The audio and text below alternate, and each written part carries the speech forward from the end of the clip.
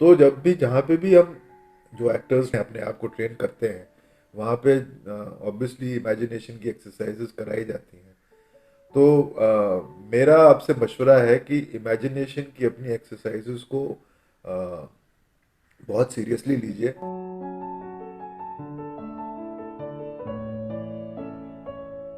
क्योंकि ये एक्सरसाइज आपको आजीवन एज एन एक्टर आपको आजीवन काम में आने वाली है। और इमेजिनेशन की एक्सरसाइज जो है, ये एक बहुत ही आसान एक्सरसाइज है, जो ज़रूरी नहीं है कि एक एक्टर को अ, अपने चार दीवारों के अंदर भी रोज़ाना के तौर पे 5-10 मिनट के लिए अपने आप को कोई भी चीज़ को इमेजिन करके वो कर सकते हैं।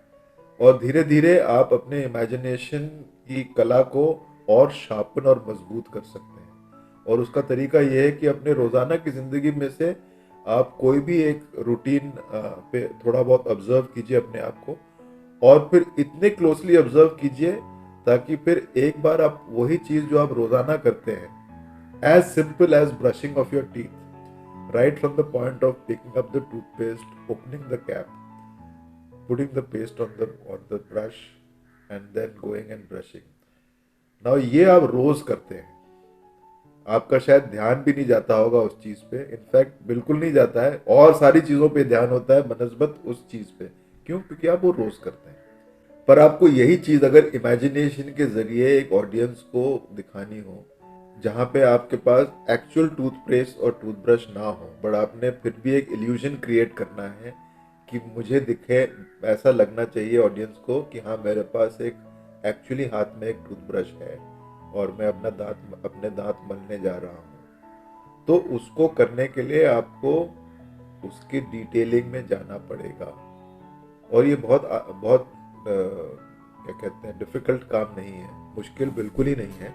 बस इसमें कंसंट्रेशन की बहुत सख्त जरूरत पड़ती है, द फाइनर डिटेल्स, जहाँ पे फाइनर डिटेल हो। बनस्बत अभी जैसे ये मेरे हाथ में एक ग्लास है जिसमें पानी आधा है। अब यही ग्लास अगर पूरे पानी से भरा हुआ हो तो इसका वजन थोड़ा सा अलग होगा, तो मुझे इसको पकड़ने में थोड़ा सा और ध्यान देना पड़ेगा। क्यों? क्योंकि ये पूरा भरा होगा पानी में। अगर ये आधा भरा पड़ा है तो ऑब्वियसली इसका वजन पूरे के तुलना में कम है, तो मुझे उसको उस तरीके से पकड़ने की जरूरत पड़ेगी जहां पे इतना मुझे ध्यान ना देना पड़े। But something to this effect, as small as that, कि ये कितना चौड़ा ग्लास है।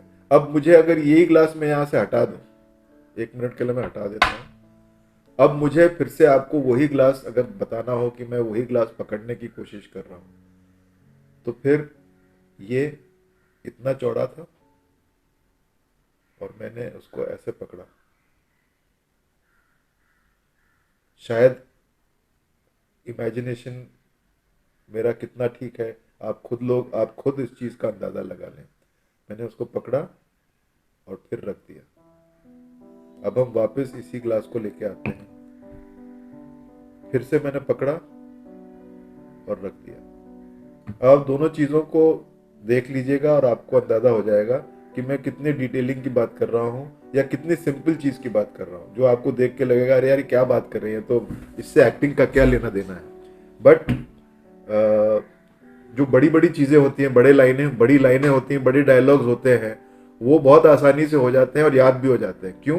क्योंकि वो शायद आपके पसंदीदा चीजें होती हैं, जो आपको लगता है कि हाँ मैं ऐसी चीज के लिए आया था, कुत्ते मैं तेरा खून पी जाऊंगा, ये कहने के लिए ही आप सब लोगों को लगता है कि हाँ मैं किसी दिन एक्टर बनूंगा और मैं विलन को या एक नेगेटिव कैरेक्टर को ऐसे ही बोलूंगा या जो भी कहूंगा।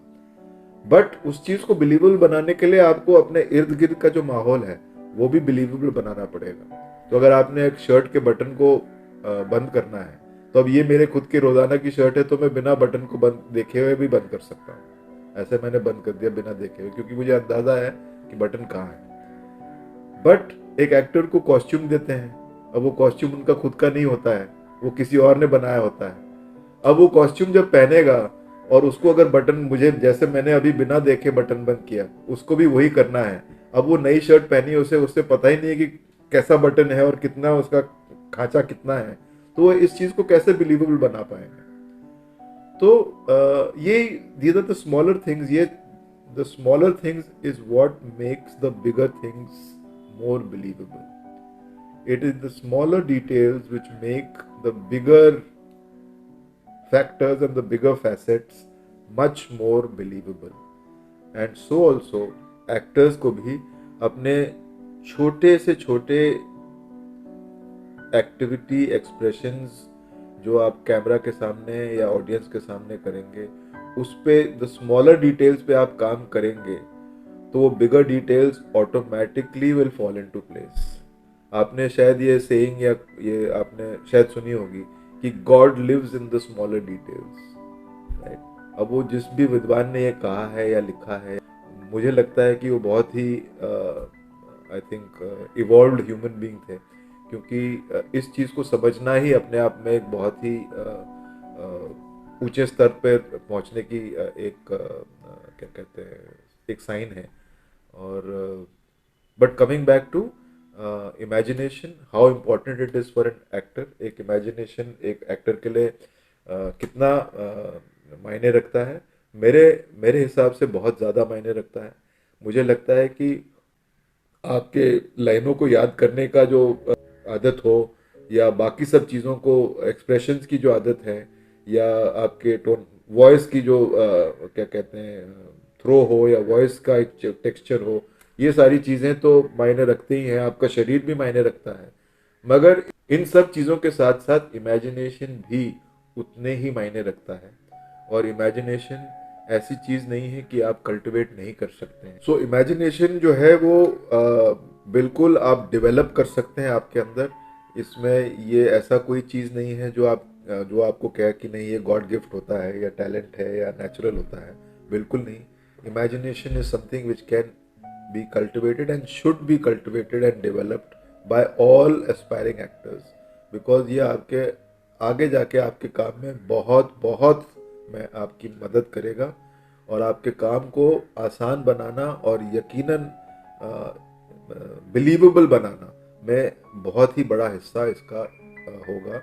इसे आप बांध के रख लिए, गांठ बांध के रख लीजिए. और अगर आप वाकई इस चीज़ को डेवलप करना चाहते हैं तो रोज़ाना अपने दिनचर्या में से 5 या 10 मिनट निकालिए, और आपके घर के अंदर ही चार दीवारी के अंदर ऐसी कोई चीज़ आप चुन लीजिए जिसको आप पहले तो आप हकीकत में कीजिए, और फिर वही चीज़ को हकीकत में करने के बजाय इमेजिनेशन में कीजिए, और देखिए कि उसमें अंतर कितना है और कितना आप उस चीज़ को बिलीवेबल बना पाए.